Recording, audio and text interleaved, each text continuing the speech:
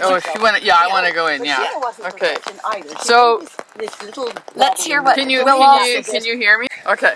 So this idea of art, I've been studying from Northrop Frye, poetic metaphor, the use of poetic metaphor through our whole entire literary history. And when Linda talked about having to be less natural, there's always been a dialogue about art and nature. And in the Renaissance time, the view of and even back in the Rome, like say Virgil, the Roman poet, for them, art was nature. Art was human nature. Art is the proper and fulfilled expression of human nature. That's what it meant. That's what where the Renaissance poets, that's where their poetry is so lovely and idealized with this beauty and and it feels ethereal sometimes, but what they are really expressing is who we are as human beings, who we're meant to be. And art, the artistic expression, is actually our natural expression. I don't know if that relates in any way to what you were saying, but you know, the idea of what's natural or not is completely in the eye of the beholder, or perhaps the times. Where our times we have a different view of nature than they did 500 years ago, or 1,000 years ago, 2,000 years ago. So it's very interesting. I could talk a little bit more about sonnets and I've been studying Spenser. There's Philip Sidney, who wrote the Arcadia, and Edmund Spenser, who wrote Fairy Queen at just prior to Shakespeare, a bit earlier time than Shakespeare, but still for Elizabeth. Elizabeth was the queen at that time. Now this idea of who we are in relation to nature and our very different natures that we possess and how the universe is ordered. Okay, there's a name for this, topicosm. It's like the layering of a metaphysical layering, like metaphysical layer cake. And in different times of our history, we've looked at it differently. At this time, when the sonnets were being written, the layering was started from, we'll start from the bottom, which is the world of sin, corruption, mutability. Okay? The one next level up is nature. That's the world of the trees, the flowers, the animals. It's sort of morally neutral. Okay? The level up from that is idealized nature. There are the nature as in the Garden of Eden, sort of the perfection of nature. And above that is the divine realm, which is above everything, so it's God. So each level of reality, and these are really basically poetic metaphors, each level would be inhabited by its own beings. So you would use the fauns or the satyrs, the deities, the Greek and Roman gods, Jove, for example, or Diana, or Aphrodite. With the poet had one of those figures in a scene, you'd know he was talking about that level. So there'd be clues all the way through. So are we talking about hell, which would also be related to sleep, because it was a not being awake or not being aware? Are we in that low level of sin? Are we in this level of just of nature, which is also fertility and giving birth? So it would have its own symbols attached to that. Are we in the level of where the fairies are mentioned? That would also be the third level. So it was a very complex, interwoven system, this topicosm, that informed all the poetry, all the plays from that time in the Renaissance. So, and even from the time of Dante, Petrarch, Sidney, Spenser, Shakespeare, Donne too, perhaps, John Donne, Milton.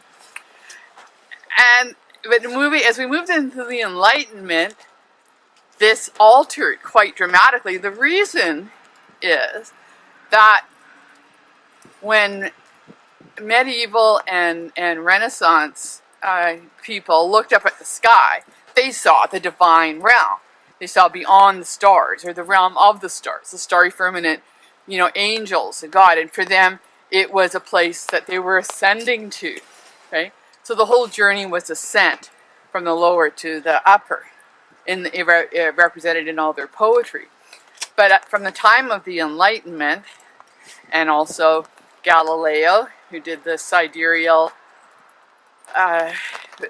about where he talked about his that was in the early, 1630s, about the Earth rotating around the sun, not the other way around.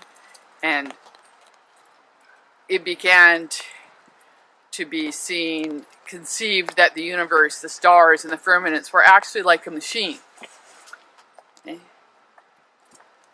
So this actually inverted the whole topicosm, because machines were seen to be somehow anti-human.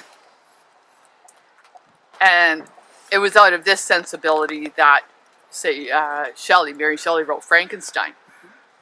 So the idea of the flawed human and the mechanics and the monstrous idea. And we started going down the other way. So that was at the bottom, this idea of meaningless and mechanism, mechanics, and not, an inhuman, non-human place. And so the genres changed and the poetry changed. And so instead of at the top, it had inverted. So instead of having the sky at the top, the nature, the lower realms became at the top, because they were considered the source, the authentic source of our vitality. And this was how the Romantics thought. Right? There's a lot to it, but just to get the idea that we seemed to always be inhabiting the same world, the same nature. Plants grow as they always have, and the geese fly overhead, and the stars shine at night, and the rain comes. But how we feel ourselves in relationship to nature is dependent on a lot of, our perspective is informed. What informs our perspective? And I think it's our myth making. So the myths that organize our reality, the myths that bring everything together into a meaningful context so that we can live our lives in relationship to each other and to ourselves and to the world. These are essential to a sense of being. It's essential. It's what we do, is we make myths, we tell stories. And it's hard to tell a story in relation to science that is not somehow threatening. And this is why the idea of, I've traced the idea of ascent now in writers, modern writers, who, you might have heard of this ascension, ideas of ascension. And it's sort of a science fiction mixed with metaphysics, to maybe that where we can have congress with aliens, and the aliens can be seen as beneficent, or we're star beings. Like, there's this attempt, this urge, this necessity to connect with the heavens, to still have that, in our belief system. So I don't believe that we're necessarily reacting against science and scientific facts. It's allowing for the fact that we do have this greater nature, and it is in our nature that we want to include nature. This was the symbol of Leonardo da Vinci, the man, the Petruvian man. I'm not sure of the word, but we've seen him like this, straddling the circle and the geometry, as though the human, and this was a symbol for the Renaissance, the human our human consciousness is embracing the whole cosmos, the entire world, right? We are the center of the universe. This is a healthy way to be in our psyche. This is what brings out the best in us. This is how we relate to each other, to our sense of divinity, to God, to assembling our our worldviews, assembling ourselves. This idea of being the center is healthy because it puts us in that place of claiming what our nature, who we are. And when we fully accept and enjoy and appreciate that, it means that it takes away the need to dominate other people, dominate nature. We know we have a place. We know we belong here. We know our consciousness, our sense, our words, our everything in our aspect, in our being, is developed to appreciate and acknowledge and connect and enjoy and create. And when we no longer feel that conflict in our essential nature, then we have this freedom to really love, to really experience love. And it's this non-conditional love that is the basis of our being. And I believe that if we really go into that source of ourselves, that knowing, that deep knowing inside of ourselves, that we find every time we go in there, we find that love, that unconditional love, the non-conditional love, which means really the blessing of that is that we don't have to change anything.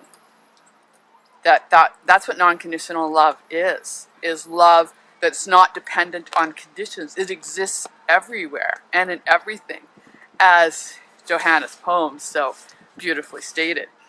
And I was really wanting to bring things around to that sense of non-conditional love, because I think that's a great place to start. Thank you. Wow, thank you, Laurel.